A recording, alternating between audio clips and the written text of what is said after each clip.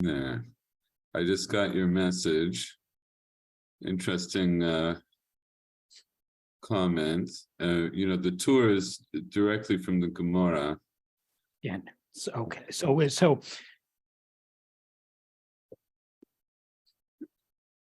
what I was saying was, so does the Gemara say anything about sort of therapeutic benefits, or is it unspecified, or Here, actually, it's does it interesting. have to do with the practicalities of breaking the fast, or? Hold on a second. It's actually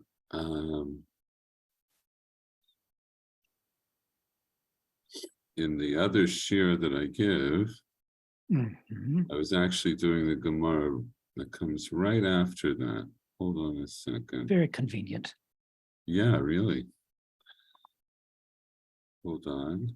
I mean, in part I'm asking this because chopping vegetables is one of my favorite activities. Right.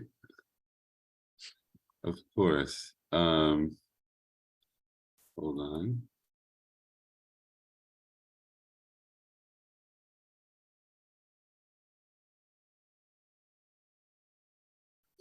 Right, the Gemara here, this is Shabbos Kuf Yud Daled Amud Bet.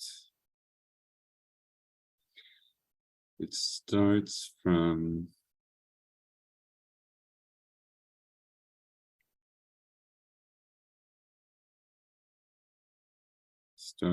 here. Amara Bizera, Amara Vuna, Amrila Amara Bi'aba Amara Vuna. Yoma Kippurim Shechaliot B'Shabbat Asur B'Kenivat Yerek. Here's Michael Schwartz.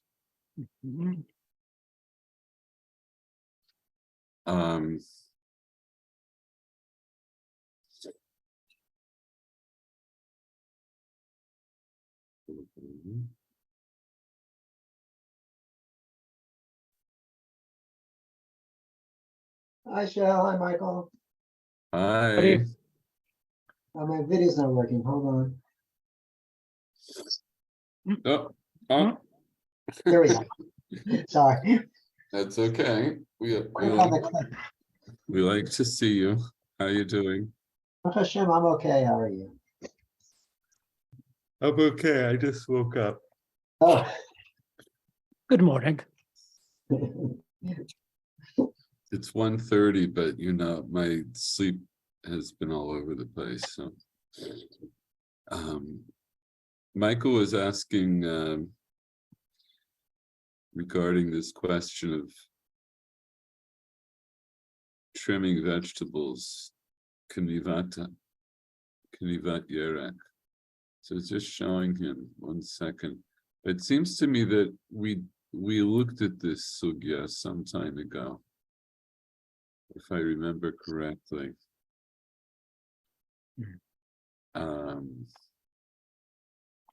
Hold on. Oops. What's going on here? 1 second. Oh, here we go.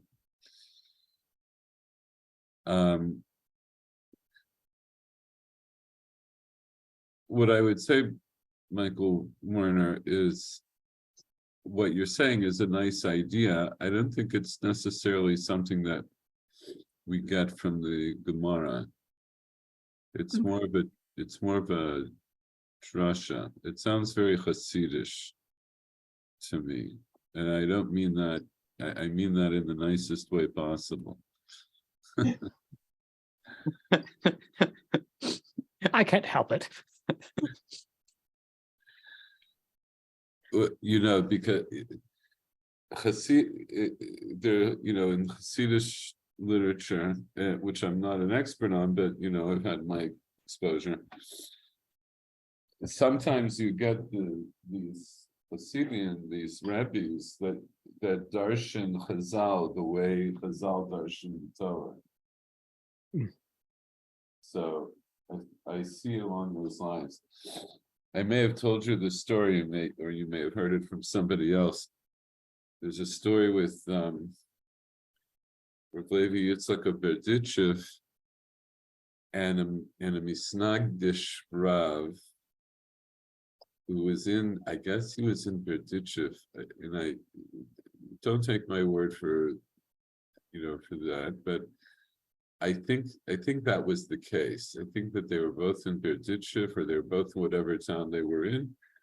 And so they used to argue a lot, one being a chassid and one being a misnagid. And finally, they agreed that they should sit down and they should just start learning through, all of Shas together. And that way, everything that they, they're arguing, as it comes up, they can argue it out on the daf. So they agree.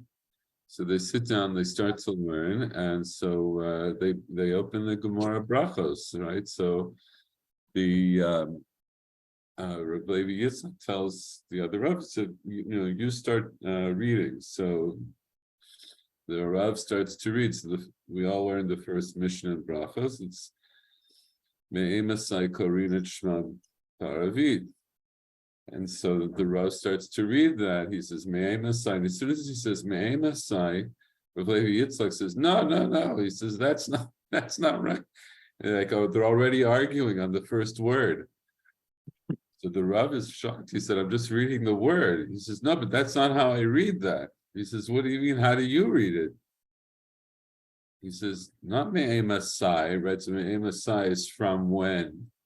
He says, it's Me'emasi, from my awe, my sense of fear. I read the Shema.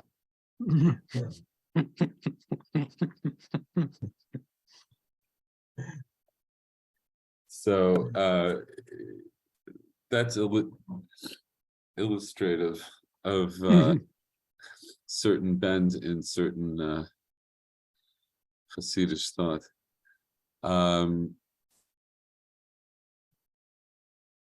Here, I'll just what I wanted to do. We'll get to what we're doing, but since Michael had brought this up, I'll show you. So this is the hello, Paul. How you doing? Hi. Do you hear me? Yes. Yes. Okay. We're digressing for a moment on a halacha that comes up from the Gemara. It's brought down in the Tur and in the Shulchan Aruch. Anyway, by the way, Michael Werner, I'm very pleased that you're going over the Tur. So this halacha says, min hadin, that you can start to trim vegetables from the time of Mincha on Yom Kippur until the end of Yom Kippur, as long as it's Yom Kippur that didn't fall out on Shabbos. And if it fell out on Shabbos, then you're not allowed to. So this is based on a sugya which I believe we looked at some time ago, but we'll just take a quick glance at the beginning of the sugya. Amar Rabbi Zera Amar Rav Huna v'Amrila Amar Rav Abba. So Rabbi Zera said in the name of Rav Huna, and some people say it's Rabbi Abba said in the name of Rav Huna. In other words, but one of his Talmidim said in the name of Rav Huna, Yoma Kippurim shechal yod b'Shabbat asur b'knivat yerek. So when Yom Kippur falls out on Shabbos, you're not allowed to trim vegetables. Amar Rav Manat,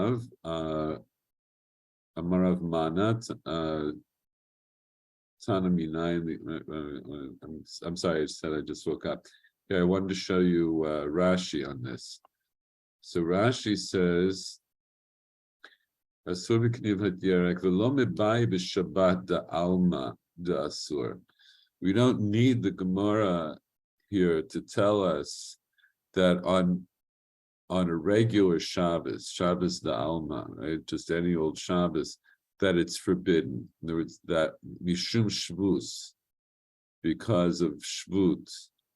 Shvut in this context refers to the idea of things you're not allowed to do on Shabbos or Yom Tov midurabanan.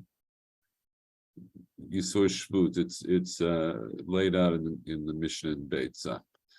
but it means things that that Chazal forbade one to do on Shabbos, midurabanan, fall into this category that we call shvut. So we don't need Shabbos. We don't need it to tell us regarding a Shabbos generally that it's forbidden.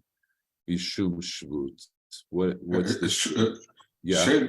Excuse me. What is knivat yerek? So What does knivat that mean? yerek means trimming the vegetables. So in other words, trimming, like just cutting them. Yeah, so cutting them or trimming off the bad parts. Let's say you have like a leek or celery, and you want to take out the bad leaves, so you chop them off. Or that's borer, no, that's not the problem. That's not the same. It's not the same. So borer is a whole, right? It's a whole category, and that's like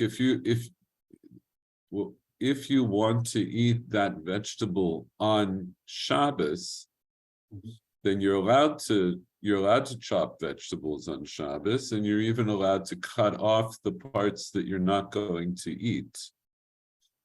If the part that you're not going to eat is inside, then you're not supposed to pull it out from inside, let's say an avocado pit, but you can open the avocado and cut around it so that the pit just falls out.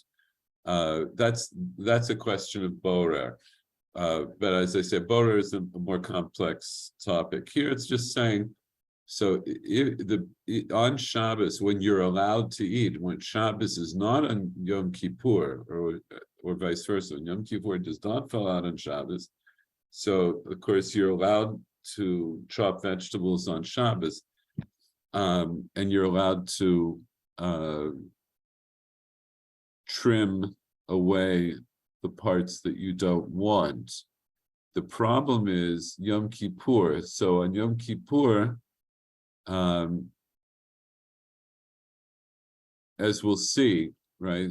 As we'll see, there's this idea that on Yom Kippur, one would be allowed to do that when Yom Kippur is not on Shabbos.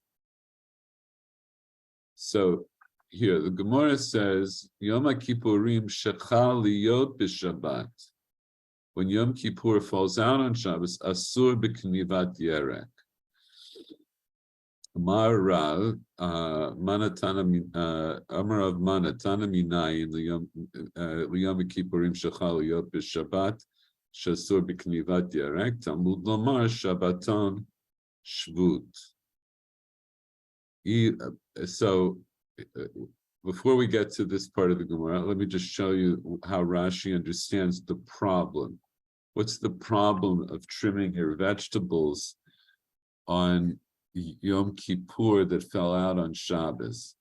Asur b'knivat yerek v'lo mibai b'Shabbat da'alma da'asur mishum shvut. We don't need it to tell us on a regular Shabbos that you're not allowed to do this because of shvut. Dikatarach mishabbat l'chol, because you're troubling yourself on Shabbos to do something, to prepare something for chol. In other words, when we talk about trimming vegetables on Shabbos, on Yom Kippur, obviously what we're saying is you're allowed to prepare this vegetable on Yom Kippur to eat after the fast, right? Because it's not saying you're allowed to chop this up and eat it on Yom Kippur.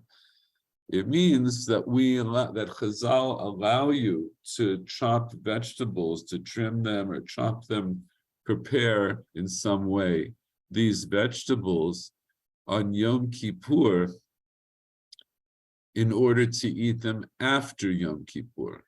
So it could be for the children.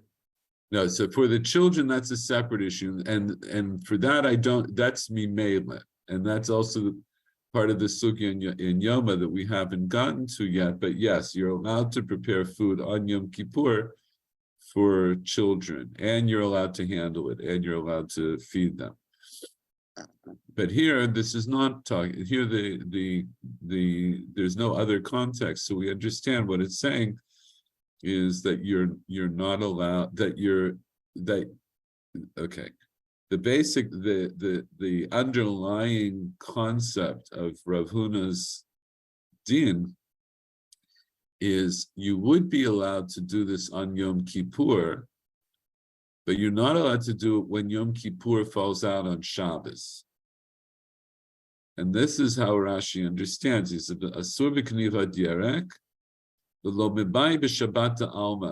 I don't need the Gemara to tell me, right? To tell me that on any Shabbos, in other words, Shabbos de alma, Shabbos when it's not Yom Kippur, the asur, that would be asur. Mishum shvut, because of an isur d'Rabbanan of shvut. And what's the isur? What's the concept of the isur here? To katarach mishabat l'chol, because you're toreach tatzmecha, you're troubling yourself to do something on Shabbos that you're not going to actually need until chol, and you're not allowed to prepare on Shabbos for chol. Ela filu ha'idna. Inui, but even today, in other words, in the today in this context is Yom Kippur. Even today, Dieshkan Inui, right? We're afflicting ourselves. Daha b'shar yomei haKippurim, sheshar shvut asur, zemutar. But today, Yeshkan Inui, even today when there is an Inui of Yom Kippur, because here on other Yomei Kippur, in other words, when Yom Kippur does not fall out on Shabbos, Sheshar Shvut Asur, other things that are Asur Mishum Shvut are also on Shabbos, are also Asur on Yom Kippur, Zemutar. But what Rav Huna is saying, Rav Huna is implying is that this would be permitted on other Yomei Kippur, just not when Yom Kippur falls out on Shabbos. Hashta dechal b'Shabbos lo shaur Rabbana. So, but now the chidush of Rav Huna is when Yom Kippur falls out on Shabbos, you're not allowed to do Knivat Yerek. In other words, you're not allowed to prepare your Yerek on Yom Kippur from Motzei Shabbat. So this is the introduction to the Sugya.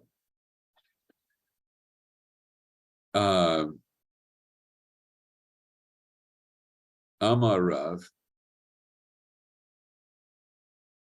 Mana, Tana Minayim Liyom Kippurim Shechal Yot B'Shabbat Shasur B'Knivat Yerek. So where is the Tana, or where would we know, right, a Tana?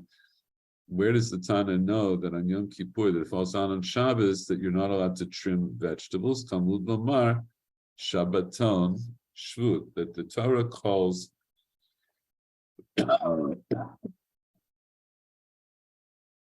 Shabbos, right? Shabbaton v'yomer lehem u'asher diber Hashem, Shabbaton Shabbos Kodesh L'Shem. This is where Shabbos is introduced, and right with the man, and Moshe says to the people, tomorrow's Shabbos, so whatever you're baking, you bake, and whatever you're cooking, you cook, and everything else you leave over until the morning. So the term here, Shabbaton, is darshaned to mean shvut. They mean to stop or restrain yourself from doing something. Limai. So why does Moshe call this a Shabbaton? For what purpose is it a shvut? Ilema limlacha, if you tell me that it's to tell you not to do malacha, v'haktiv lo taseh kol malacha. I have a separate pasuk that tells me later you're not allowed to do malacha on Shabbos. So what does Shabbaton imply here? A love of kanivat yerek, shma mina. Rather, it's to tell me about chopping or trimming vegetables on Shabbos, shma mina. This is the implication. In other words, so there's an implication here that the idea of shvut is really dioraita, and it's being darshan from this pasuk of Shabbaton, and that's the basis for the idea that you're not allowed to trim vegetables on Shabbos for use for after Shabbos. Amar Rabbi Chia bar Abba, Amar Rabbi Yochanan, Yoma Kippurim shechal yot b'Shabbat, mutar b'knivat yerek. So now we have a statement in the name of Rabbi Yochanan that Yom Kippurim that falls out on Shabbos, you're allowed to cut to trim your vegetables, and this is cholek, right? It disagrees with the statement we had in the name of Rav Huna. Rav Huna says Yom Kippurim shechal yot b'Shabbat asur b'knivat yerek, but now we come to Rabbi Chia bar Abba, who says in the name of Rabbi Yochanan, he disagrees. He says no, Yom Kippurim shechal yot b'Shabbat mutar b'knivat yerek.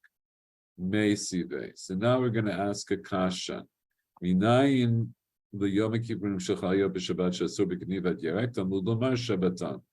So this is the Tana that Rav Mana quoted just a moment ago. Where do we learn out from the Torah that you're not allowed to do knivat yerek on Shabbos? Tamud lomar Shabbaton shvut. You learn that from the word Shabbaton, and that implies shvut. And we already said, right, in Lamai, and we already said Lamai, for what purpose? Lo am lamacha,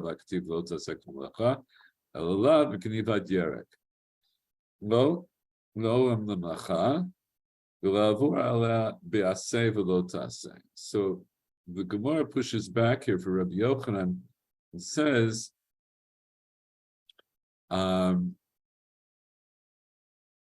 that's not necessarily how I understand the Shabbaton here. So Shabbaton here is, as we said, it's superfluous. We say Shabbaton means shvut, and it means you have to restrain yourself from doing something. And if you say it's to restrain yourself from doing melacha, or to stop doing melacha, I have a separate pasuk for that.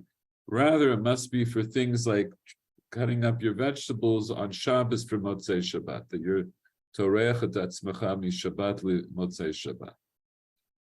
So the Gemara pushes back for Rabbi Yochanan and says, no, I'll tell you that the Shabbaton there also does in fact mean melacha, liolam lemacha, but it's there to tell me v'lavur aleh ba'aseh v'lo ta'aseh.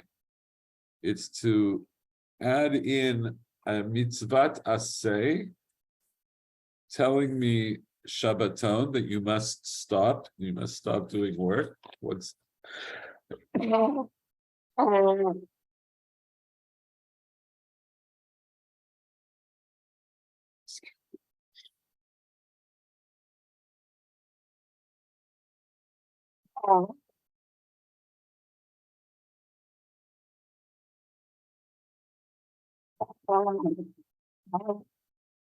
I should edit this out of the video. Oh.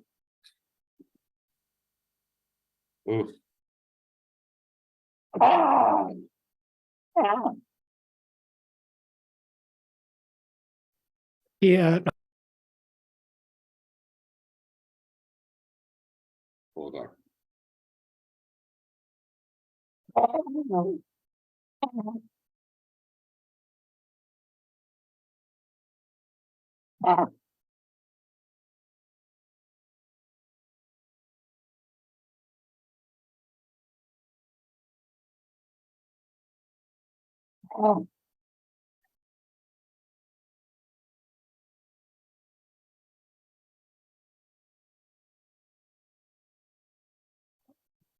Oh.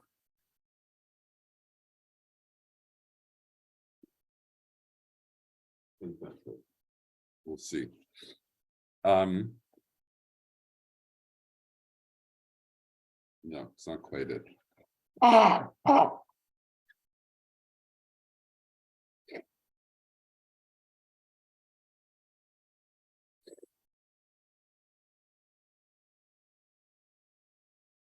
The Torah says lo taseh kol melacha, so that's a mitzvah lo taseh. So Rabbi Yochanan will say that when the Torah says by the man, it says Shabbaton, it's also about melacha that you have to have to stop doing the Shabbaton. There means lishbot mi melacha, to stop doing melacha. And it's not a repetition of lo taseh kol melacha, because lo taseh kol melacha is mitzvah lo taseh, and Shabbaton is a mitzvah aseh. So it means that if you do melacha on Shabbat, that you're over, right? You violated both a mitzvah aseh and a mitzvah lo taseh. For practical purposes, it doesn't really change anything, but in terms of your potential liability, it gives you another liability, that not only you're over on lo taseh kol melacha, but you'll also be over on a mitzvah taseh of Shabbaton. Rashi here says a little bit more.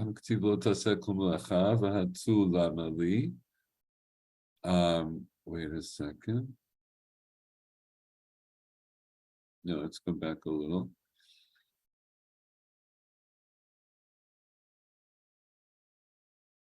Now we saw that. Talmud Lomar b'Shabbat Bereshit Shabbaton, Shabbat Kodesh, v'Shabbaton Mashma Shvut. Shabbat Bereshit here, he means Shabbat. Rashi is just telling us which Shabbaton the Torah is referring to. Shabbaton appears in several contexts. When he says Shabbat Bereshit, he doesn't mean Shabbat that we see in Sefer Bereshit. He means Shabbat of the week, a regular Shabbat. It's Shabbat Bereshit. I'm not sure if I'm being clear. This is kind of here, right? The pasuk of Shabbaton, right, is referred to here by Shabbaton, Shabbat Kodesh. So the Shabbaton here again is superfluous, because it could have just said Shabbat Kodesh Lashem Lachai. So what's the Shabbaton adding in? So according to the Tana that's brought in support of Rav Huna, Shabbaton there means Shvut, that you're not allowed to do Shvut on Shabbos. And what would that be? That would be to trim, for example, would be to trim vegetables on Shabbos to use on Motzei Shabbos. And therefore what? You're not allowed to do that on Shabbos, but you could do it on Yom Kippur, because Yom Kippur isn't Shabbat Bereshit. It's not Shabbat of the week. It's a special Shabbat, right?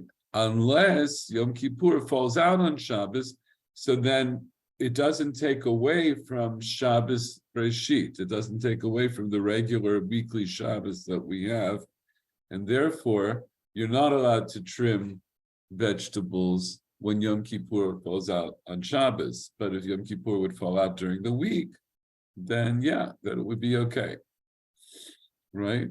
Amar Rav Mana, Tana Minayin Liyom Kippurim Liyot b'Shabbat. Where's Amar Rav? Where do we learn this is a bright Tana. Where do we learn the Yom Kippur that falls out on Shabbos that you're not allowed to trim vegetables? Talmud Lomar Shabbaton.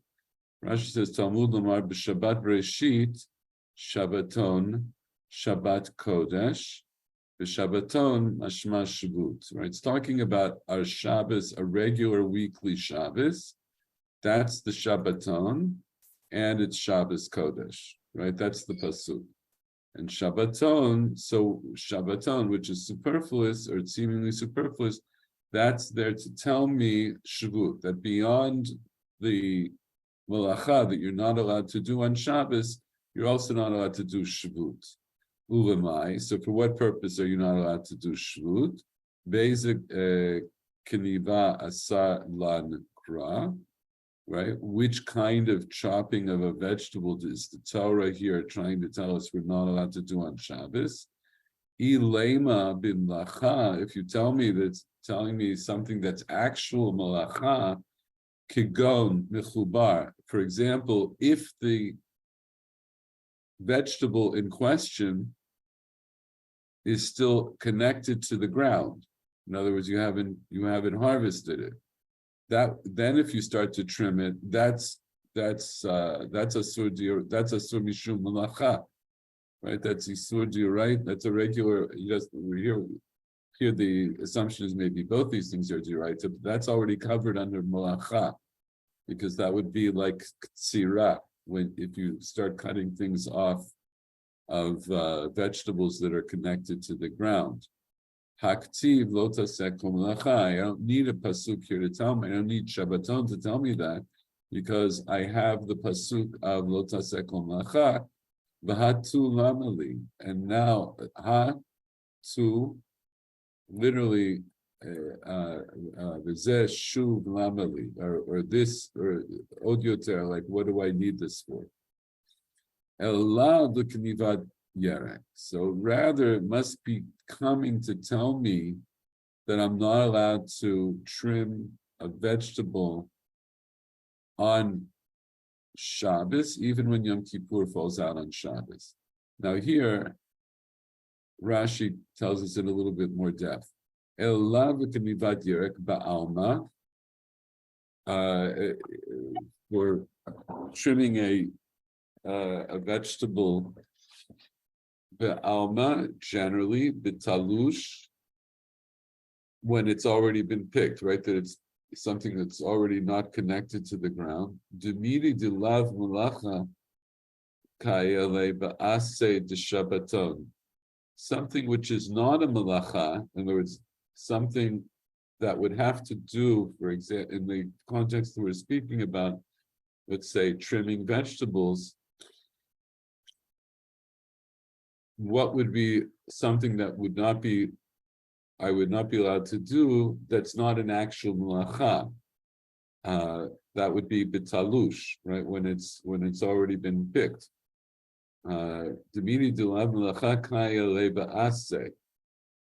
It's to tell me that something that's been picked, that there would be a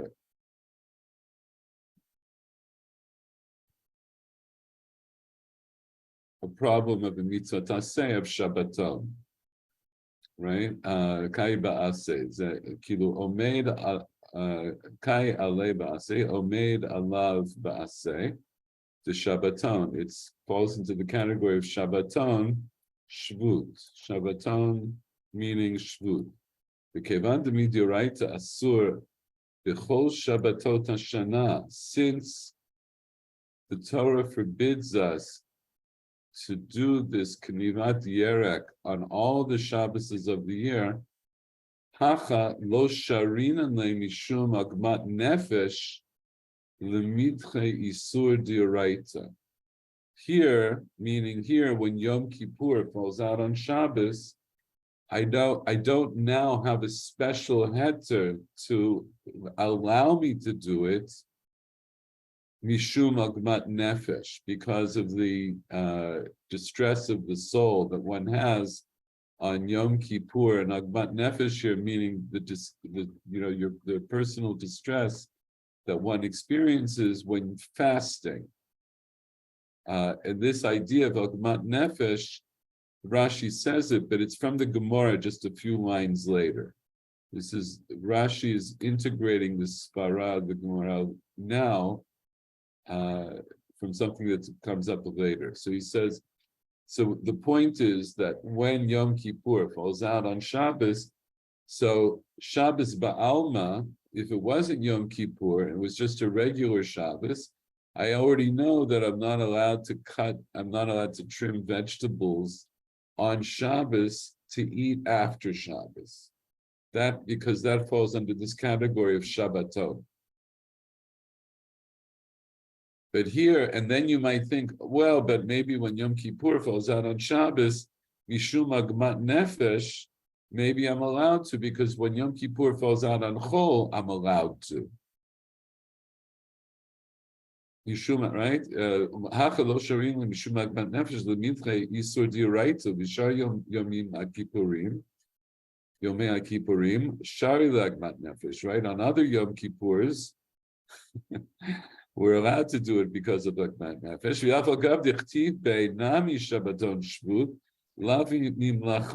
This the Shabbaton Shvut here doesn't refer to Malacha. Ela mikol davar hama'akev milehita note, or it's by Yom Kippur. It also says Shabbaton. So there, it's also not to tell me not to do Malacha, because I learned that separately. I have separate psukim that tell me I can't do Malacha on Shabbat, on Yom Kippur. It's to forbid me from, it's a Shabbaton to forbid me from doing anything that keeps me from afflicting myself. Because it's right next to V'initem.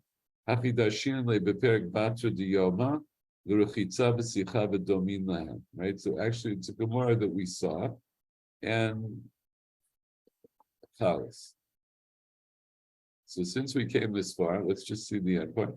Because so we have a machloka between Rav Huna and Rabbi Yochanan. Rav Huna says if Yom Kippur falls out on Shabbos, then you're not allowed to cut up vegetables.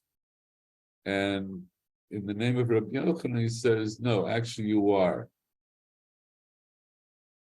Tanya Kabase to Rabbi Yochanan, right? So we have a braita that goes like Rabbi Yochanan, Yom Kippurim, Shechal Yod b'Shabbat, Mutar b'Kaniva Derek. We have a braita that says specifically you're allowed to do this. When Yom Kippur falls out on Shabbos, you're allowed to cut up vegetables. I'm going to skip the parentheses part. And it also says Mefatzin begozin, you can crack nuts. You can like pop out the seeds from a pomegranate. Here it just adds that you can do this on Yom Kippur from mincha and onward. Why? So the Gemara tells us the reason that you're allowed to do these things. So it's not just trimming off the bad leaves of vegetables.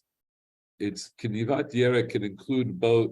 It means trimming the vegetable, right? So that includes taking off the bad parts, but it could also be just getting it ready in general. And we see it's also for these other things.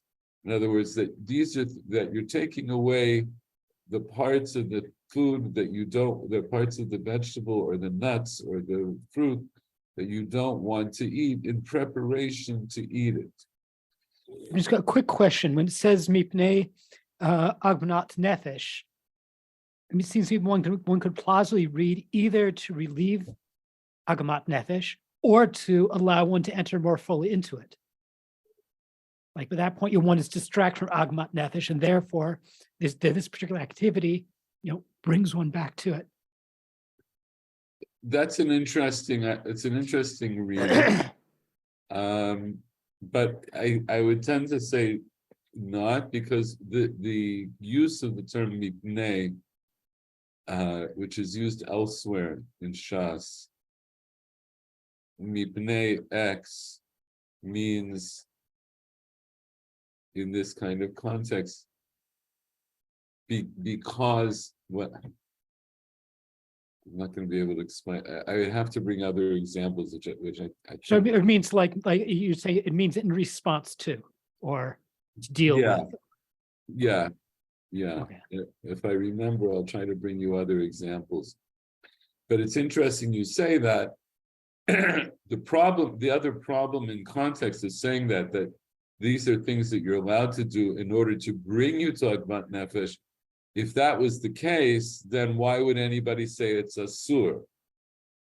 In other words, the reason that we're concerned to begin with that it's asur. Well, I mean, what is one should have said, because you're doing something now to prepare for Motzei Yom Kippur. That's clearly the issue that we're dealing with. So the heter to do it on Yom Kippur isn't necessarily to make you feel worse. It's, in other words, I have to give you, if I say I'm not allowed to do this on any Shabbos, why would I be allowed to do it on Yom Kippur? So on Yom Kippur, or on Yom Kippur that falls out on Shabbos, why would I be allowed to do it? So here the Bright is telling you that the heter would be because of the heter is Agmat Nefesh, not the Isur, not an attendant Isur. Debay Rav Yehuda, right? So that's the Breita that supports Rabbi Yochanan, and right, and Rabbi Yochanan held that you're allowed to do Knivat Yerek even on Yom Kippur that falls out on Shabbos, right? So, or maybe I should say only on Yom Kippur that falls out on Shabbos, in the sense that you're allowed to do it any Yom Kippur that's on Chol, and you're never allowed to do it on Shabbos. And Rabbi Yochanan says you're never allowed to do it on Shabbos unless Yom Kippur falls out on Shabbos, in which case then Mibnei Agmat Nefesh, we let you do it even on Yom Kippur that falls out on Shabbos. So that's the Breita that supports him. And then I have Amoraim who come Maseh Shahiyat, Debei Rav Yehuda Mikanve, Krava, right? That the house of Rav Yehuda, meaning like in the Beit Midrash of Rav Yehuda, they held that you're allowed to trim krava, which would be kruv, right, with cabbage. To Bei Rabba Gardi Kari, Bei Rabba, they would cut up kari, which is delat, squash. Kevan dechaz dahabu kam mecharfi amarhu ata iguta mimarava mishmeid Rabbi Yochanan de Asir. When they saw that they were mecharfi, that they were mecharfi, like from the idea of doing it quickly, meaning that they were starting, as Rashi says, makdimin lifnei hamincha. Once they saw that people were starting to do this on a speeded up time frame, in other words, they were doing it even before mincha, then Rashi says the problem is if you're doing it before mincha, you don't really have the agmat nefesh. And the idea is that the agmat nefesh sets in toward the latter part of the fast. So then ata igata mimarava. So a letter came from Ma'arava, from the west, meaning a letter came from the west in Israel to Bavel, saying in the name of Rabbi Yochanan that it's forbidden. So the question is, what's forbidden? Is it forbidden altogether? Or is it forbidden just except for Mina Mincha L'Mala? So, with all of that, just one other point maybe would be that it seemed that Yom Kippur, or Yom Kippurim, Doche Shabbat, not only in terms of the Nui, but also in terms of the Heter, what you're allowed to do positively. Like one is not permitted to fast on Shabbat, but on Yom Kippur one fasts. One is not allowed to chop vegetables on Shabbat, but one, at least according to Rabbi Yochanan, one is allowed to do so after mincha.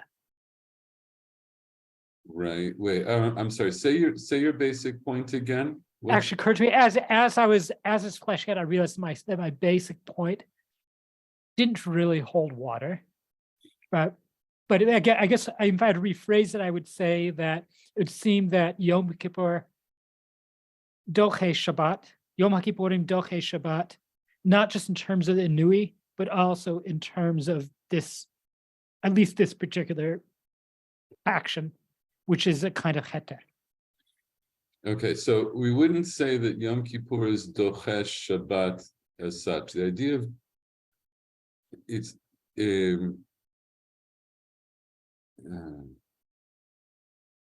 the terminology of Tchiyah is not really the right terminology. I understand what you're saying.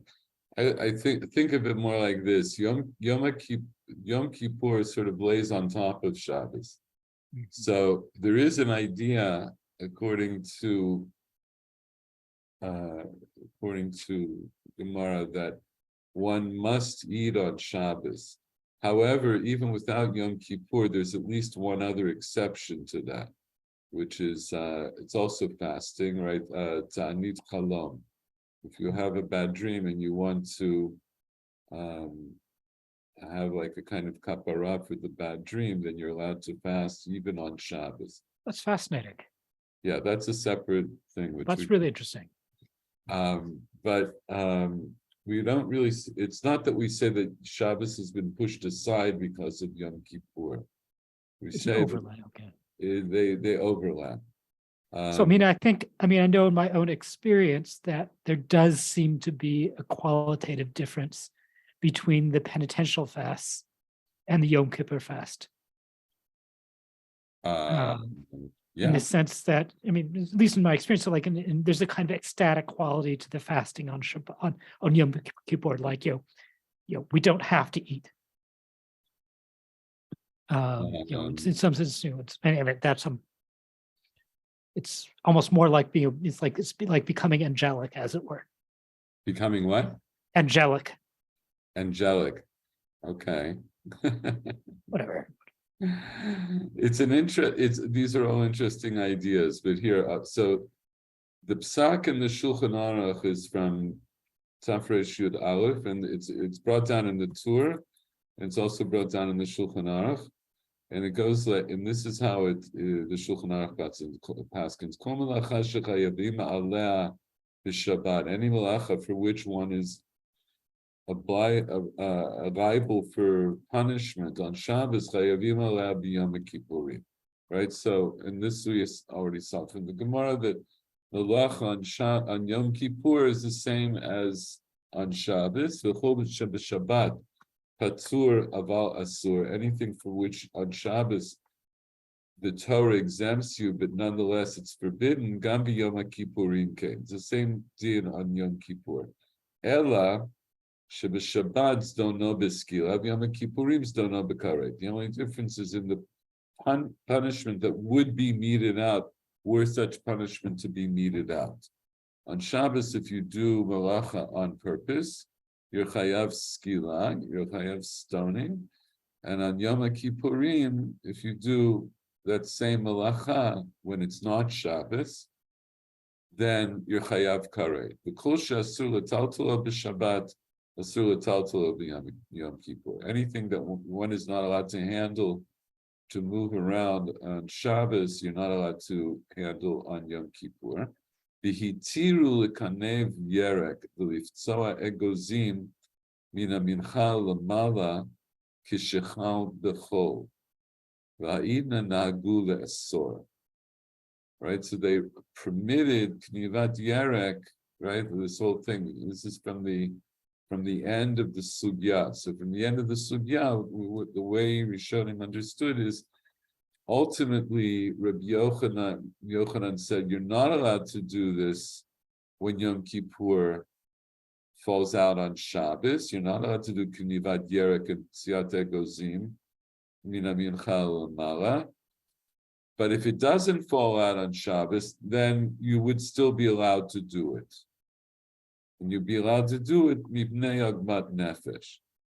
And nowadays, nahagu le'asor. Even though min hadin you're allowed to do it, but nowadays the custom is not to do it. Here, the Mishnah Berurah says, "V'hitiru kanev yerek." So what's kanivat yerek? So here's a good example of the Mishnah Berurah. Yesh shepirshu, Rashi, for example, Dahai kanivahu shenotek o mechatech alim min hakalachim hatlushim kedei lahashvotan shiyu muchanim lechatchan be'erev. So there's an idea that means that you either pull off or you cut off leaves from the stalks that are already, of course, tlushim, that have already been picked, in order to even them out so that they're ready to chop them in the evening after the fast. Even though you've troubled yourself on Yom Kippur for the night, for after Yom Kippur, shehu chol hitiru kadesh lo yitztarech taken hakol be'erev utehei nafsho aguma alay. Right, so he says a little bit more, based on the Rand and the Meiri, and what does it mean? In order that you don't have to prepare everything on and in the evening on Motzei Yom Kippur, and then your soul is agumalav, it's more distressed, knowing that you'll have all that much more to prepare on Motzei Yom Kippur.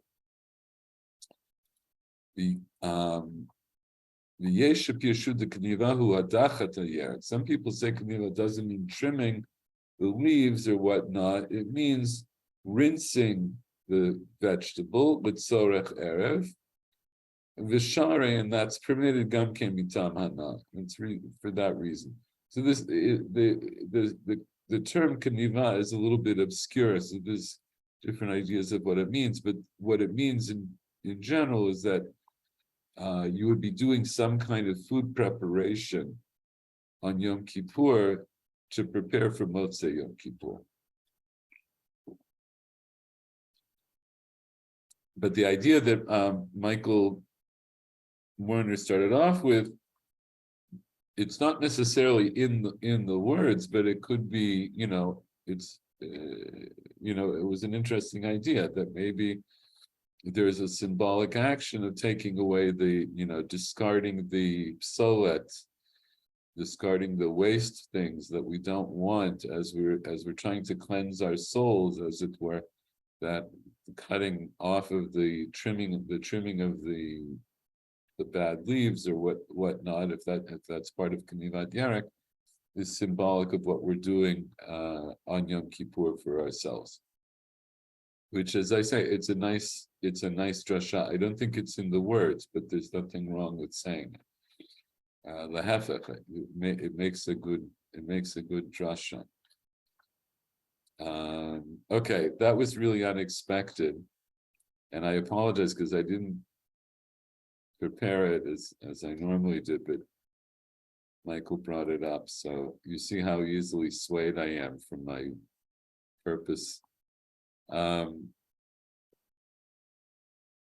Let's go back. We were doing the Shulchan Aruch actually on the next siman, and hold on a second. We got up to,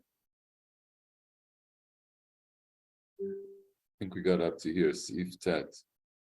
Hashotev Yom Kippurim lo lugmav. Somebody who drinks on Yom Kippur a cheek full is chayav. Musharim b'chol adam afi mashuhu. We evaluate each person according to what he is. Agadol afi gadol, b'katan afi katno. A big person according to his size, and a small person according to his small size. Shel, can you share this? Sorry, Shel, can you share the screen? I'm sorry. Thank you.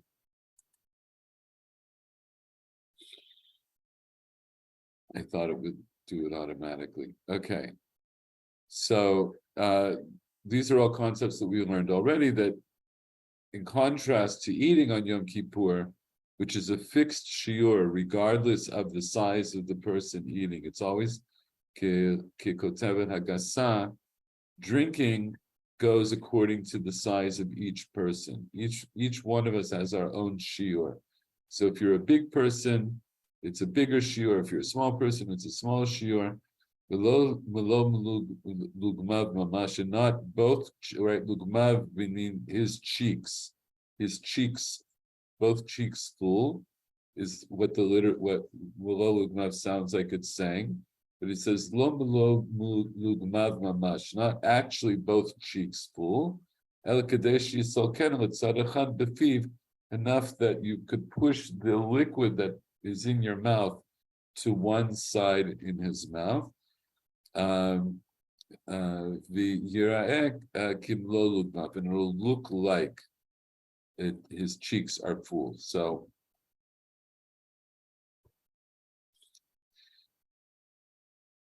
one side or the other. It's less than a revi'it in an average person. And all drinks combine to make a shiur. So you could have, like, if you drank water and whiskey and soda, mashaloyeh, all of them will combine to make a shiur. 1 second.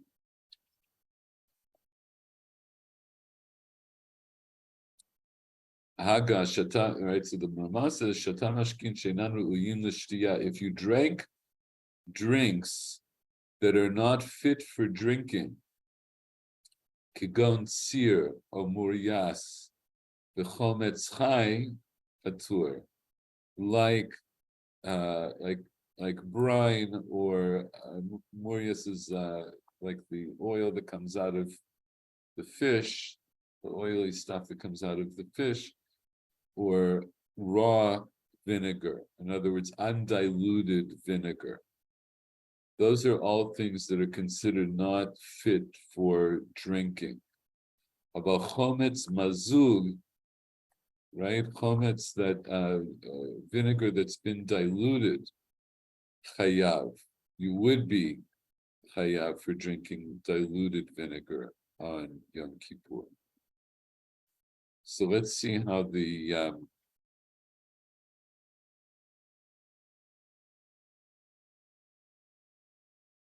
oh, I think we skipped the one before. All right, let's do this one. I'll do the last one. I'm sorry, we skipped some, or maybe we'll. You know what? Let's continue in the. We skipped what we skipped, and we'll pick it up when we go through the Aruch HaShulchan. Melo Lugmav.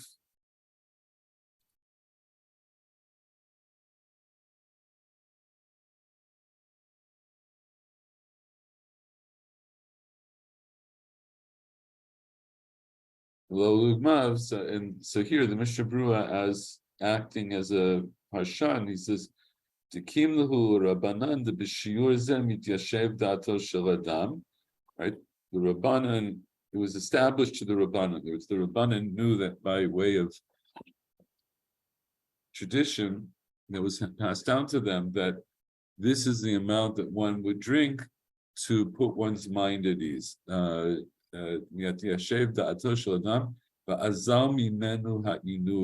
what's the problem with putting someone's mind at ease? Because then the inui goes away from him, right? Then the affliction is lost.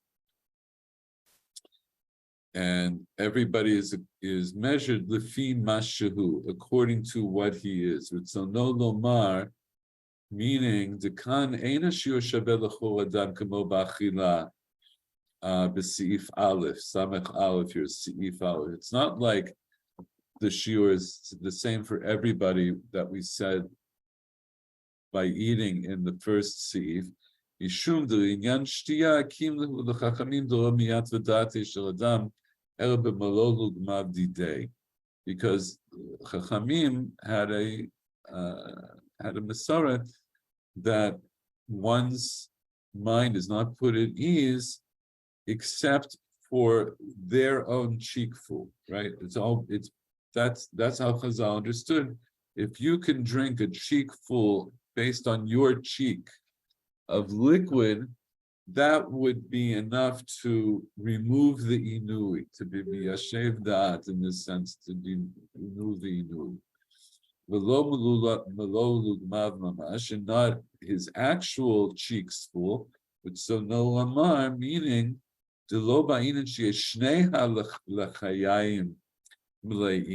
right? In this case, that it doesn't mean that both of the cheeks have to be full of liquid. It's enough if one of them is full, and sticking out. But if you have that much in your mouth, it'll look like your cheeks are full. And this is a little bit less than a revi'it. Mashma dehu karov the revi'it. So by saying it's a little bit less than a revi'it, the Shulchan Aruch implies that it's close to a revi'it. Omnam b'siman reish ayin aleph if you gimel katav dehu robo shel revi'it v'ayen bebeor hamach Hashem. Right, this has implications in other halachot, which we're not going to get into right now. 1 second.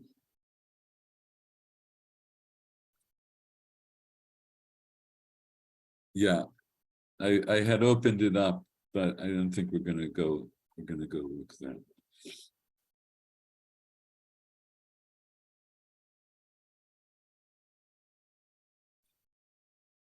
It's close to a revi'it ba'adam beinoni, and an average sized person. Like famim hamalo lugma b'revi'it o yoter me revi'it kigon ba'adam gadol b'yoter. So it could be also that malo lugma could be a revi'it, or even more than a revi'it if you're talking about a very large person, right? Because it's relative to each person, and the idea is that it's karov to revi'it in an average person. Could be that in a small person, it's even less than a rov of a revi'it. In other words, maybe it's even less than half of a revi'it. Gam ken chayav, but nonetheless, he'll still be chayav for drinking. Kevan to miyatev da'ate on right? Because it's also miyashev da'ato. Kigon tzir, right? So drinks that are not fit for drinking, like tzir, who masha shotet min hadag kishashorino to b'melach. This is what comes out of the fish when you soak it in salt. So it's a kind of a brine that comes out when of a fish when you salt it. Murias ushuman hayotze min hadagim. The murias is the fatty part that will seep out of the fish. The chometz chai, right? So chometz chai, raw, unadulterated vinegar, is also considered to be something that's not fit for drinking. V'dafka shemibabeya kishmashlichinoto aharetz. What kind of raw vinegar are we talking about? The kind that would bubble when you throw it on the ground. In other words, it's in a fermented state. Does a no ra'uli l'shtiya, because then it's not fit for drinking. Patur, and one would be exempt for drinking it. Afilu shata harbe yoter mikashiur. Even if you drank more than velo lugmav, you'd still be patur. The kevan shu chometz chazak tfei, because it's exceptionally strong vinegar.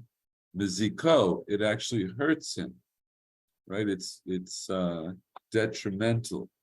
The yeshomrim to kishishoteh harbe chayav mishum. Some people say that if you drink a lot, that you would be chayav, even though it's not a drink that's fit for drinking. Ta'az shover ra'avo, no, because then it would break his hunger. Because and the Torah says that the one who does not afflict themselves. But nonetheless, all of this, he's saying, you're not allowed to drink even a little bit of this. So if you end up drinking a lot of something that's not really fit for drinking, some people say maybe you're chayav d'oraita. It's a theoretical point because all of these things are forbidden, and that's the point.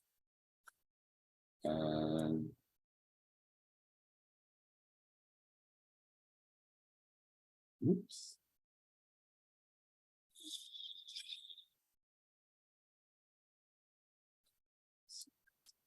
Okay.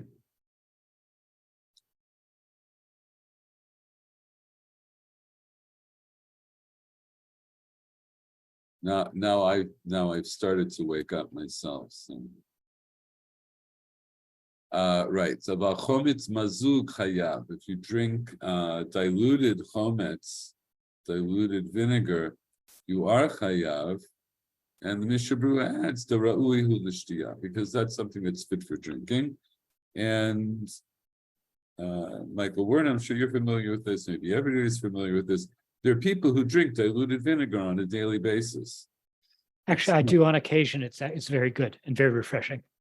Yeah, and some people do it just, yeah, it's refreshing. It has all kinds of health benefits, etc. Right? So we're not talking about that. That's for sure asur on Yom Kippur. Okay. Now we get into this. Shata ma'at v'chazar v'shata. Right? So we had this already with eating. If you ate and then you stopped and then you ate, so we said you have to eat enough that it's that from the time you began eating till the time you finished eating, that you had to eat it within this time period that we call Kedei Achilat Pras. What about drinking? So the same thing, or at least similar, right? So it's a little bit different. Shata ma'at v'chazar v'shata. It's so you drank a little and then you went back and you drank. You drank, you stopped, and then you drank. If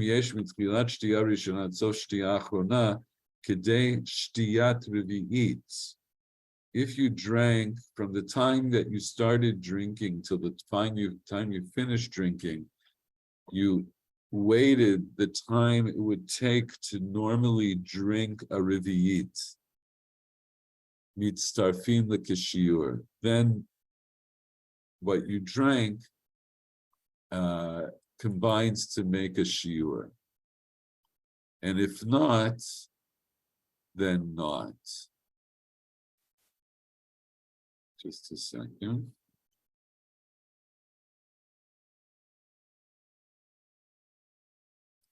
So what's a revi'it?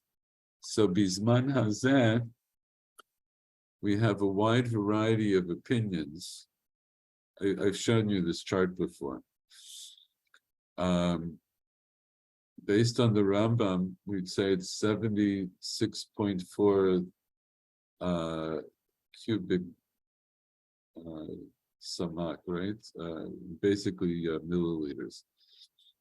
And the Khatam Sofer says 212.6, which is almost a cup. Right, a cup in samak is 250 samak. So from about a third of a cup up to a cup, so this is where you see, right, the people who are machmir on shiurim, they can be both a chumrah and a kula. So let's say if you have to drink a revi'it of wine for your 4 cups of wine on Pesach, so according to the Chassam Sofer, you have to drink almost a whole cup of wine for each cup. On the one hand. On the other hand, according to this, you would have to drink almost that much on Yom Kippur to be chayav. So on Legabe Yom Kippur, it's a kula. Legabe Pesach, it's a chumrah. Right? Something to bear in mind. Most people go, well, as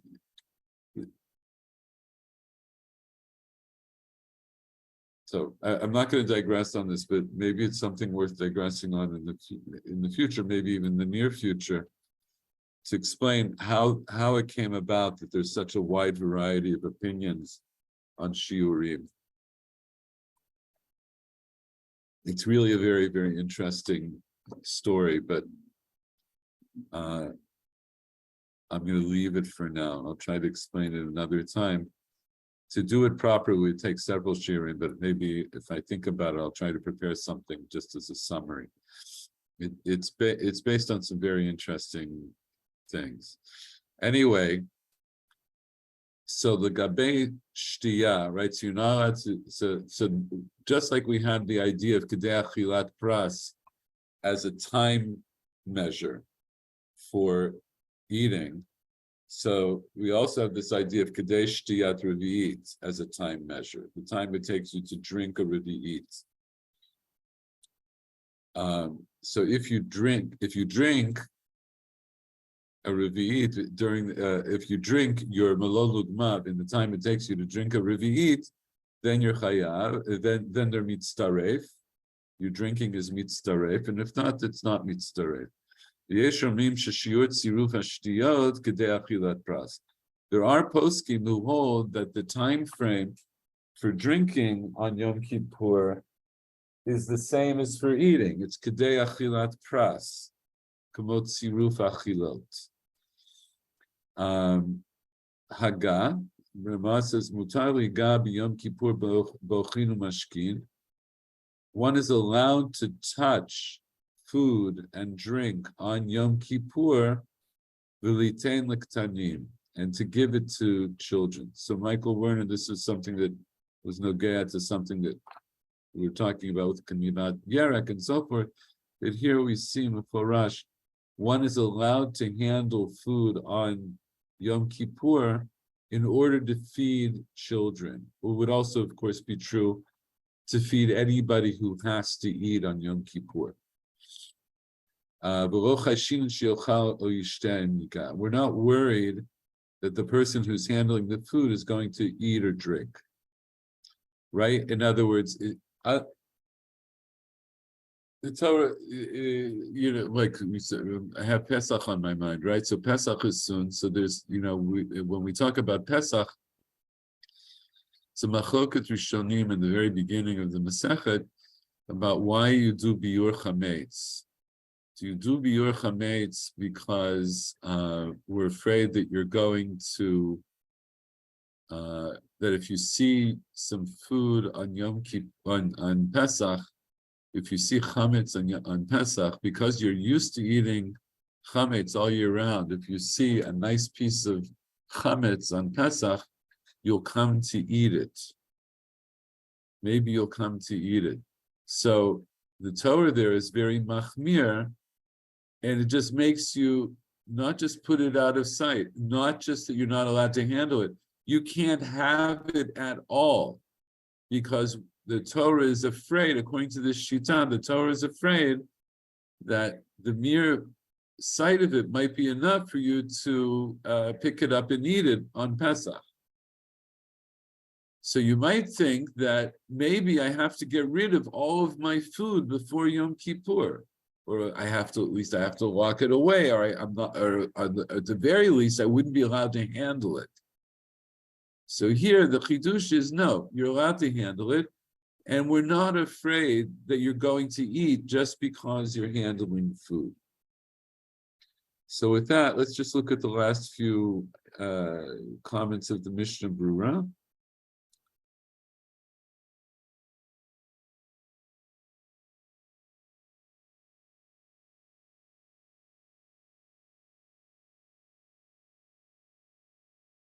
V'yesh omrim. So some people say that the measure for the time frame where what you drink is mitzaref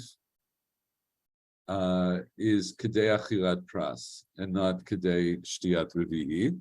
And so the question is, in that the Shulchan Aruch brings both approaches, so which does he hold by? He's either the time frame is achilat kedei achilat pras or it's kedei shtiyat revi'i. So, but he brings both. So which one does he hold by? So the Mishnah Berurah says v'yesh omrim milashon mechaber, from the way that the mechaber, right, the Shulchan Aruch phrases this, mashma, it implies that he kar kedei rishona. It implies that he's holding like the first opinion. Aval pri chadash v'hagra katvu da'ikar kedei hashniya. But the pri chadash and these important achronim held the halacha that we go after kedei achilat pras. So the Mishnah Berurah himself is not exactly machriya, but from the language of the Mishnah Berurah, by virtue of the fact that he brings the Pri Chadash and the Gra, it sounds like that's the way he held. That, and what's Kedei Ashniya? The Kedei Ashniya is Kedei Achilat Pras. That the way we, and for our purposes, for Halacha L'Maaseh, this is an important question, because for us, the way this is really going to come up is not if we drink a little and then drink a little, and are we chayav or are we not chayav? That's not really what we're concerned about. That's between us and God, because no Beit Din is around that's going to haul you off to Beit Din for punishment. But what it is concerning about is for somebody who needs to drink on Yom Kippur. So do they have to, if we're saying that they drink lefi shiurim, do they have to wait the time of Kedei Achilat Pras between the less than shiur that they're drinking? Or do they only have to wait Kedei Shtiyat Revi'it? So Kedei Shtiyat Revi'it, which the Mishnah Berurah did not define, but presumably that's much faster than Kedei Achilat Pras. And the time it takes to drink, even if you say the shiur of a Revi'it is like a cup, the time it takes to drink a cup of something is much shorter than the time it takes to eat 3 or 4 eggs or eggs worth of food, right? So the Kedei Achilat Pras here it's very significant. So according to the way it sounds like from the Mishnah Berurah, the food that you eat, the drinks that you drink, toch kedei achilat pras, are all mitzaref, right? They all combine. So that if you're being told that you have to eat lefi shiurim, then you would have to wait between each whatever sip or few sips that you have of whatever you're drinking. You would have to wait kedei achilat pras until you sip some more. And the last point is this, that we let you handle food on Yom Kippur in order to give to children, and we're not worried that you're going to eat it. And now the Mishnah Berurah says, it's not like chametz on Pesach, shasur li gabo, you're not allowed to touch it, mishum shemi yavo la'ochlo, because maybe you'll come to actually eat it. As it's shown earlier in Hilchos Pesach, because on Pesach he eats other things, so it's not like he's desperate to eat dafka chametz. So so since he's allowed to eat, we're worried that if you since you're allowed to eat other things of Pesach that aren't chametz, we don't let you handle chametz because we're afraid that you'll eat it. Masha'en can be Yom Kippurim debdil mikol davar. On Yom Kippur, you're separated from any dvar achila, any kind of food, ushtiya or drink. And moreover, the fear of the day of judgment is upon you. So we're not worried that he'll forget. Even if the child is capable of feeding themselves, you shouldn't be machmir to not handle food on Yom Kippur because of the fear that you're going to eat. Okay, Adkan. Bezrat Hashem, let's meet next week, and let's go through at least part of the Aruch HaShulchan. We don't necessarily have to go through the whole thing, but I want to now that we've had a taste of Mishnah Brura, I want to give you a taste of Aruch HaShulchan, who covers all the same dinim, doesn't necessarily agree in every case, but the whole delivery is very different. And I have to run, so have a good week or a good Shabbos. Thank you, good night. Shalom. Tov. Bye-bye. Chodesh Tov, Chodesh Chodesh Tov. Tov, yes. All right. Bye-bye. Bye-bye.